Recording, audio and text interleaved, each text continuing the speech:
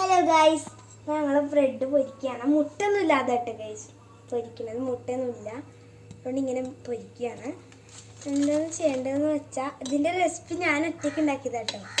എന്താണ് ചെയ്യേണ്ടതെന്ന് വെച്ചാൽ, ആദ്യം എണ്ണ ഒഴിക്കണം, പിന്നെ ബ്രെഡ് ഇടുക, അത്ര ഉള്ളൂ. പിന്നെ മുരിഞ്ഞ് വരുമ്പോൾ പാത്രത്തിൽ മാറ്റുക. മറിച്ചിട്ട് വേവിക്കണം. മറിച്ചിട്ട് വേവിക്കണം കേട്ടോ ഗൈസ്.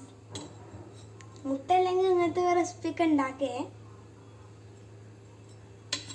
നല്ല ടേസ്റ്റാണ് ഗൈസ്. ഇതിനൊക്കെ തിന്നാൻ 2-3 പ്രാവശ്യം ഉണ്ടാക്കിയിട്ടുണ്ട്.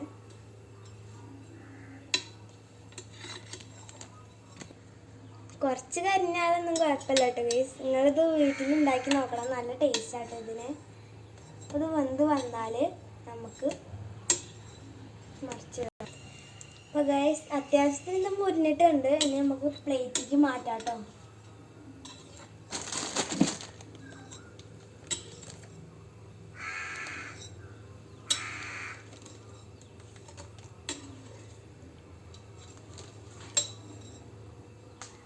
ഇത് നിങ്ങൾക്ക് വേണമെങ്കിൽ കറി കൂട്ടിയിട്ട് കഴിക്കാം കേട്ടോ. നമുക്കിത് ഓഫാക്കാം. തിന്നാക്കട്ടെ. ടാറ്റാ.